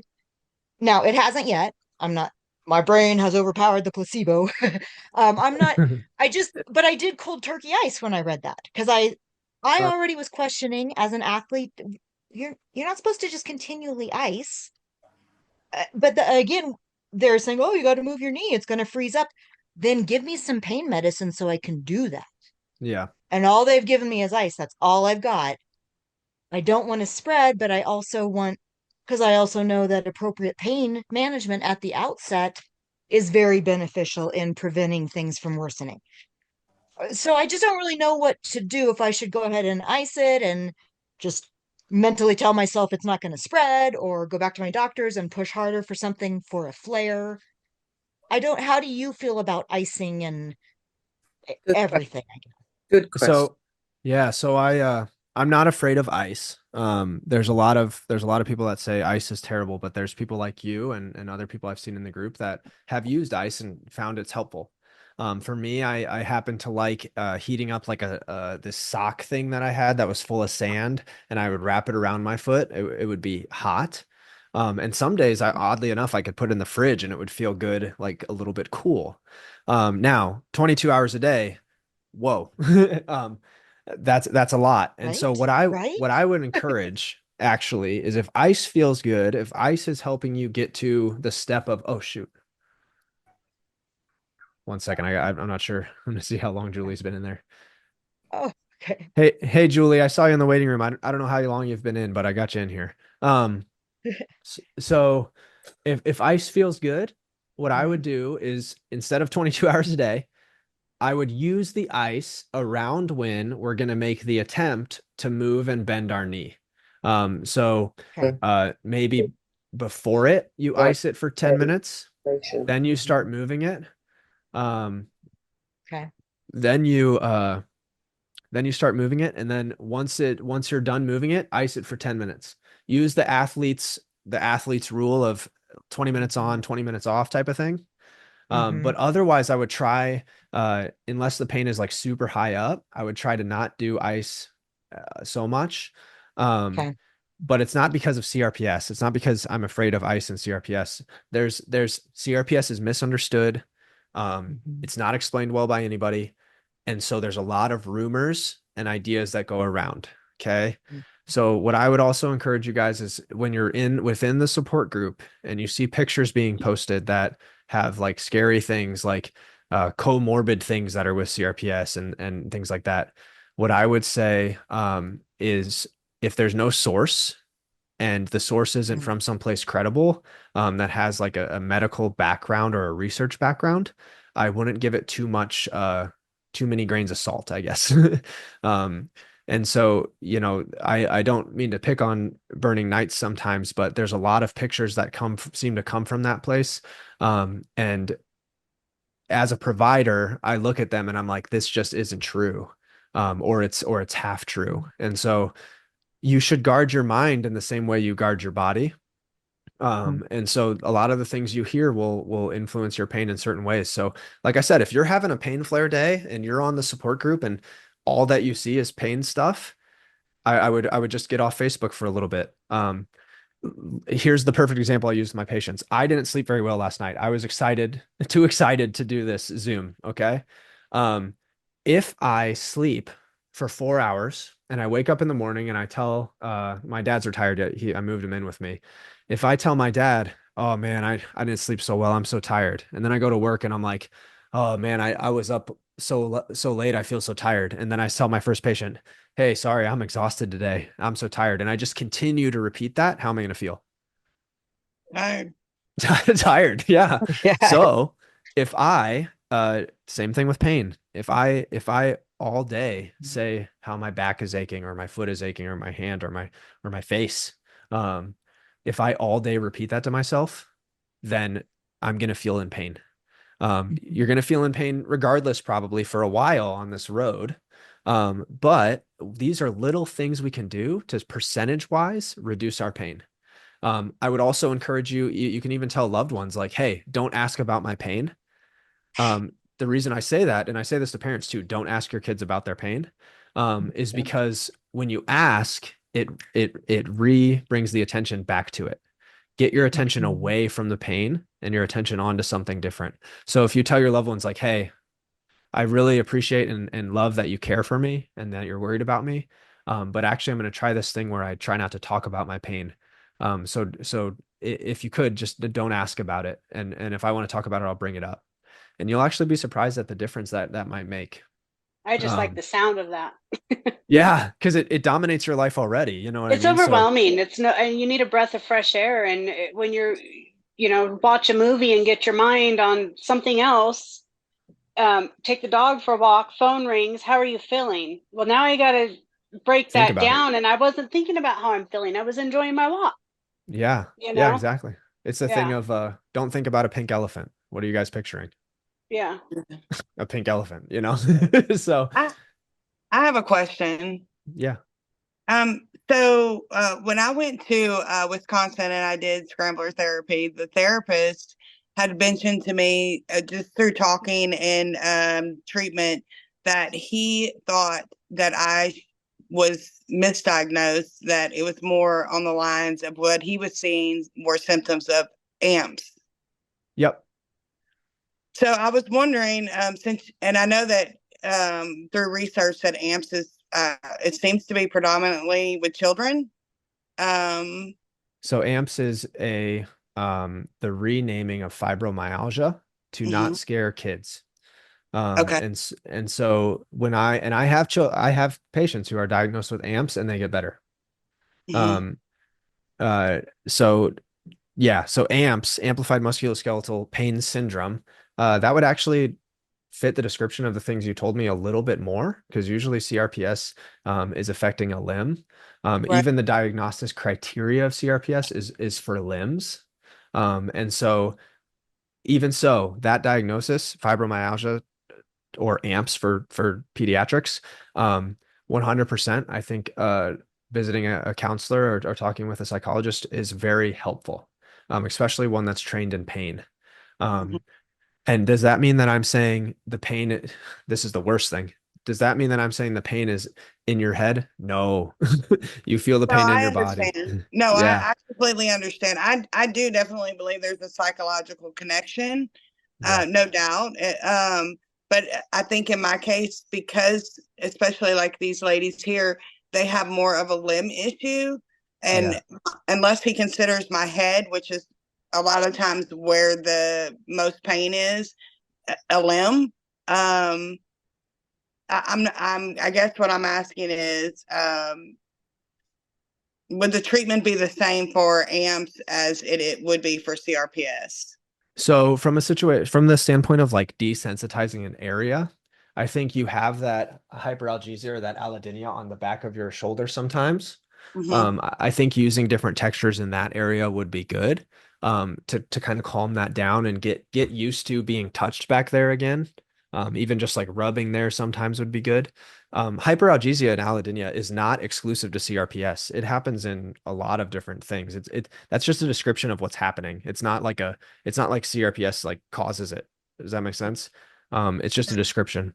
That is still applicable. And then for you, actually, what I would do is I would try to um, begin doing all the activities that you used to do, because I what still you do have everything. I still do perfect. everything except for heavy lifting, because of the mechanical issue with my neck. But I don't stop anything, even if because it takes my mind off of it. So I will Yeah, have a better day. The more I move, the better day I will have. yeah. Um, but I think I'm just confused as to do I have CRPS or do I have fibromyalgia? If I go to a rheumatologist, or, are they going to be able to tell me one or the other? Or do I just keep treating it as CRPS and, go from, I think I'm just confused. Yeah, so I'd have to, I mean, obviously I'd have to like evaluate you in person and know your full medical history. Um, but by description of what you're saying and your feeling of a psychological component, I would lean more towards it being like a fibromyalgia or an AMPS. But they're all very close, and I'm not sure like it totally matters. A rheumatologist won't be able to tell you the differences. There's no like most of the time then nothing shows up on tests for any of those things. And if you feel like a diagnosis is like something that is meaningful for you, then that's you fine. You can seek a provider to give you the diagnosis. But from a standpoint of me, like if I get a patient with CRPS versus AMPS, which I right now this week I'll see both, um, the treatment is basically the same, calm down the sensitive area. Mm-hmm. Once that area is starting to get calm, build everything back up. Okay. So I calm down the limb, the foot, the hand, whatever. And then I build the strength back up, the strength of the body. For you, I'd have to like see you in person and evaluate you. But the thing is like, so one thing you keep mentioning is a mechanical issue in your neck. I'd have to talk to you more about that and probably try to reduce your fear around it, and get you moving the neck more and picking up weight.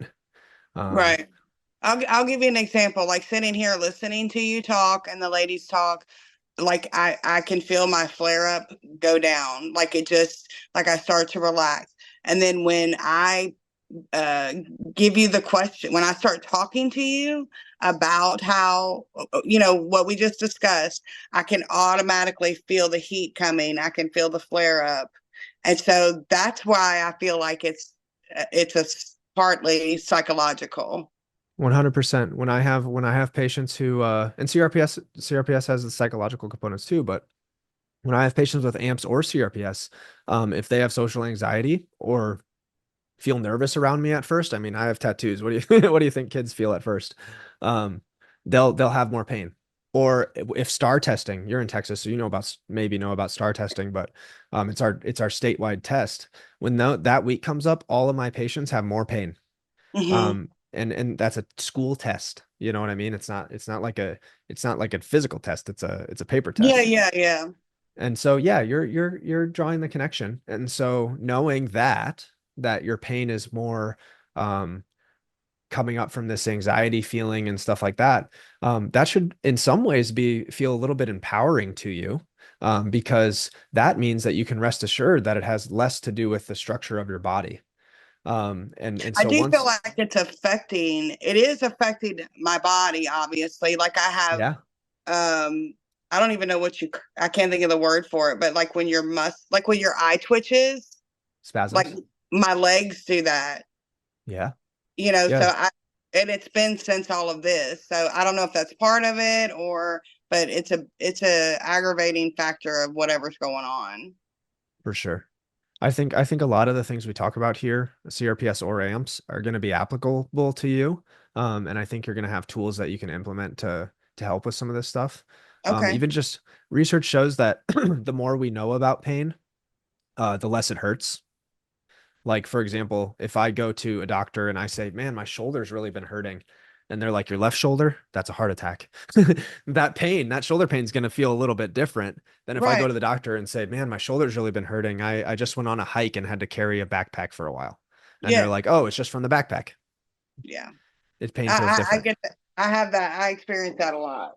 Yeah, so we'll talk about stuff. So being here, chronic pain is welcome, CRPS, all chronic pain is um all in kind of the same bucket. So join these calls and I'll try to give you all the tools that I can. Okay, And then good. I'll reach out with some provider names for you in Houston. Okay. Okay, we're getting down to the 15-minute mark. Anybody else have questions or want to put something in the chat or anything like that?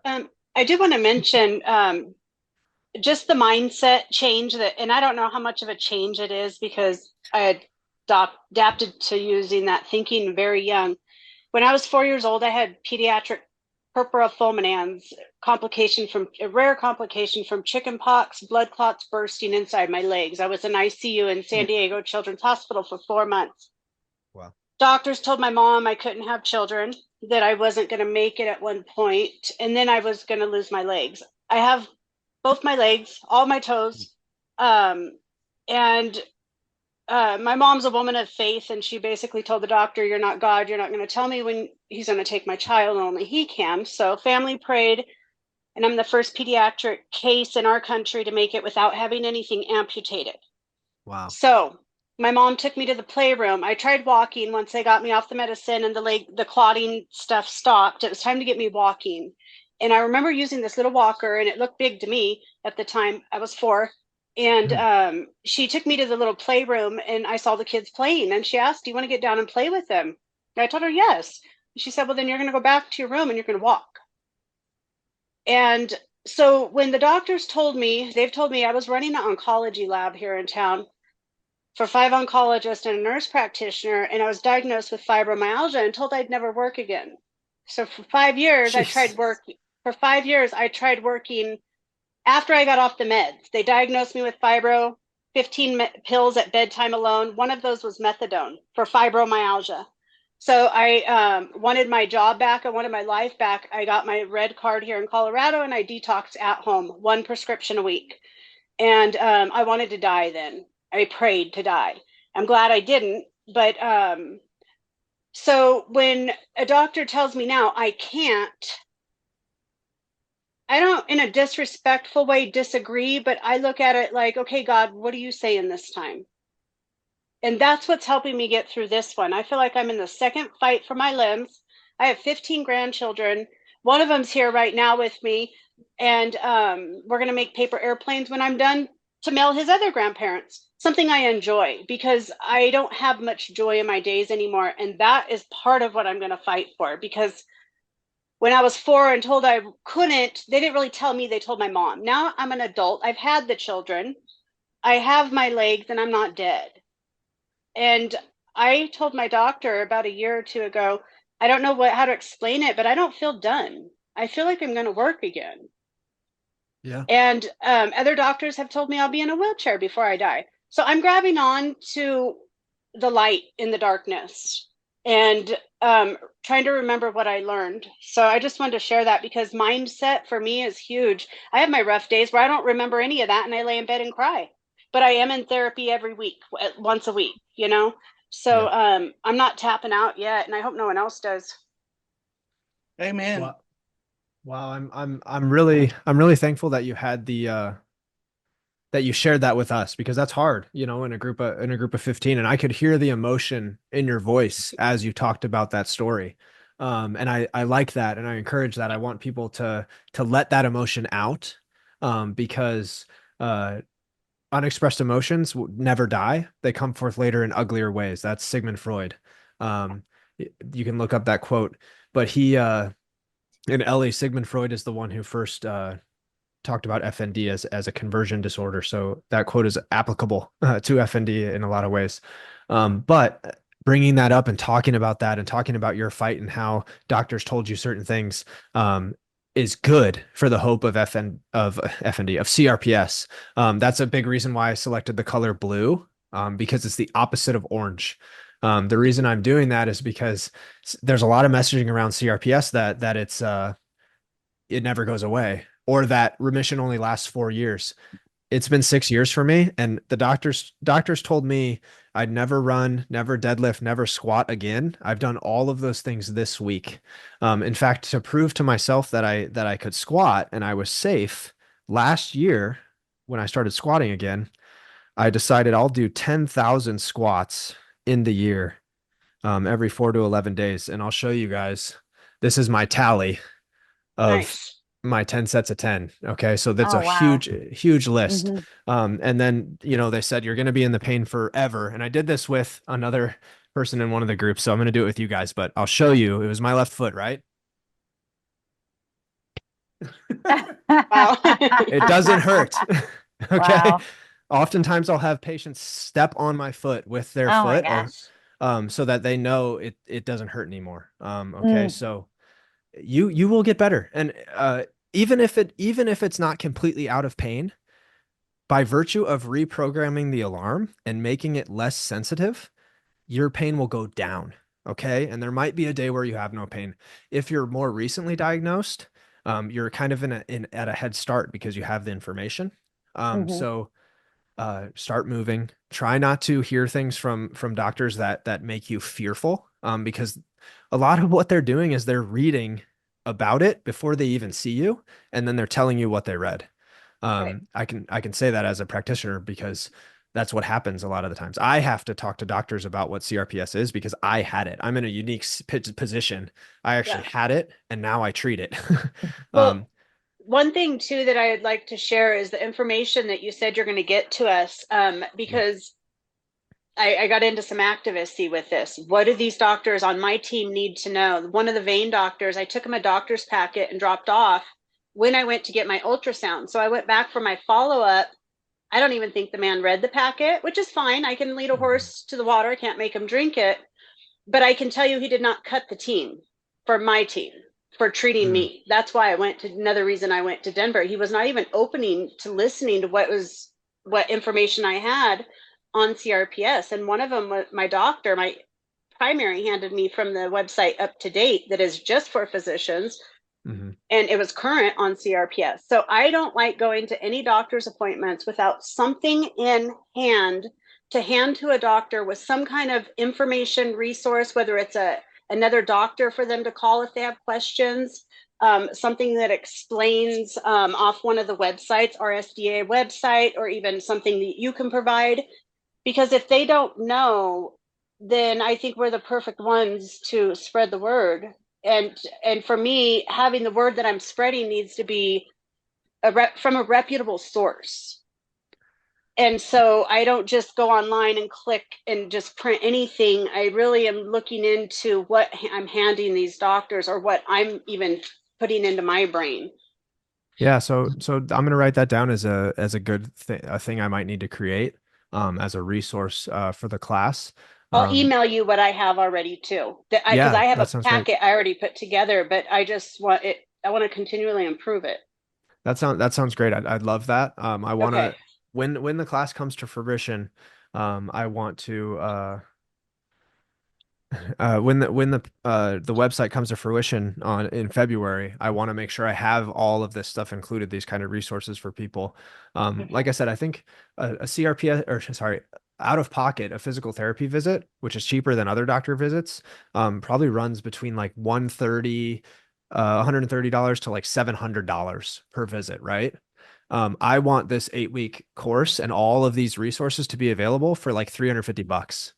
And that's Nice. unlimited lifetime access. So I want to be able to reach everyone, even Yep. people who are having trouble. And I want it to be a community in certain ways that can push forth these different ideas or just my experience. One second, agoraphobia and CRPS.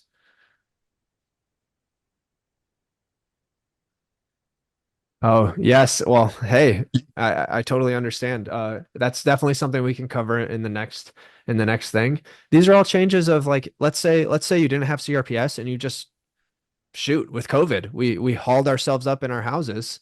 And then when it came to time to going out and socializing again, it probably felt super weird. So yeah, all of these things go hand in hand.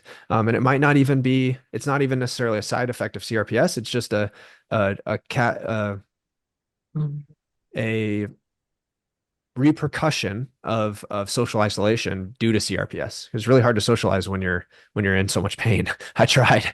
Um, but yeah, Thank you. of That's neat. course. Yeah. And can I just add to that as well?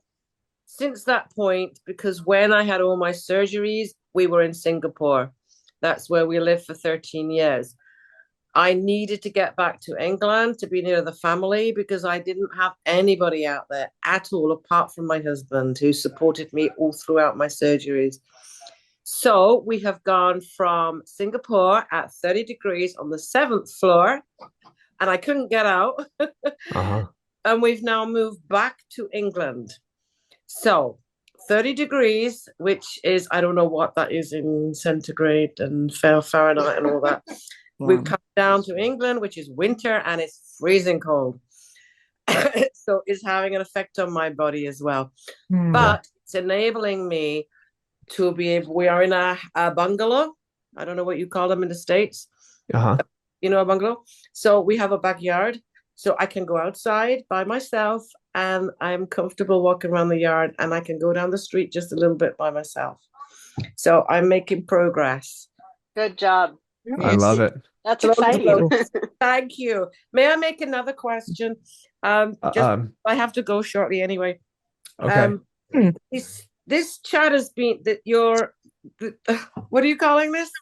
Video conference. Let's call it Video that. conference has been amazing. Honestly. And I'm really, really, really grateful and thankful to you for doing this. And also, I have no friends.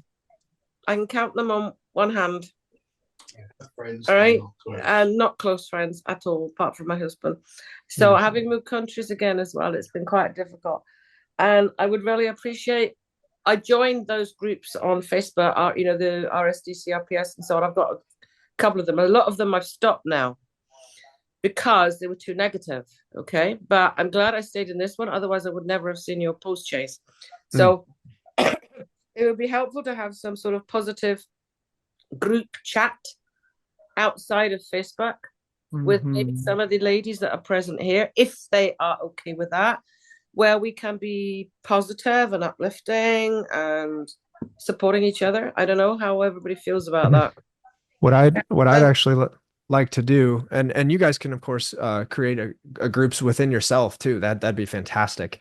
But what I'd actually like to do is I'd like to make a group myself, so that when the program comes out, I can give you guys that, and whenever I'm having the Zoom, I can just put it there, and I don't have to worry about it getting deleted or something happening in that case. So I'm going to get to work on that. It'll likely be called the window. I'm going to put it in the chat. The window pane, PAIN. I like that because it's a window into your pain. A little play on words. And that's going to encompass even folks like yourself, Annette, who have this unexplained pain, and want to be a part of something where we can use each other to reprogram this alarm and network. So time is going to run down in 2 minutes. I do not know what happens when it ends, but I just want to let you know, Ellie, I'll talk to you in a one-on-one, but I've really enjoyed this so far. I hope that we can start to bring more people and get more of this information to people. And like I said, I'll send everyone that I can. You can message me on Facebook if you want to, information to join that window pane group, so that I can easily get info to you guys of when the Zooms will be and stuff like that. This was great. Awesome. Thank you so much. Yes, of course. This was fabulous. Thank you so much. Of course. I'm glad I wish I had me back then. So it's really meaningful to be doing this right now and trying to help you guys. I'm in Houston. I'm at this huge hospital, and I can help people, but I have a limit on how many people I can help. So I hope this is a bridge to helping the thousands that are out there that need this kind of information. But in summary, keep it simple. Take the things you can't do a modified version of it. Do a little bit each day. If you flare up, not the end of the world. It's just information. When you're scared, remember, you're going to hurt regardless.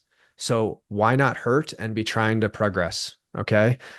So like I said, you don't have to punish yourself, but try a little bit. And then the next day, try a little more. And then the next day, try a little more. Eventually, the sky's the limit. And yeah, that's it. We'll next week, same time, we'll have another one. Awesome. Thank you. Thank you very much. Brilliant. Of course, guys. Thanks, guys. I'll talk to you later. Ellie, do you have me on Facebook? Bye. Bye, everyone. Nice meeting everyone. Bye, Hey, everyone. sorry. This is Ellie. I don't have Facebook. My mom does. Okay, can your mom add me? Yes, I think she already has you added. I can contact you through her phone. Okay. I don't know if the time we're still in here, so if you guys want to stay on, you can. I don't I think the just want time to matters. say, if anyone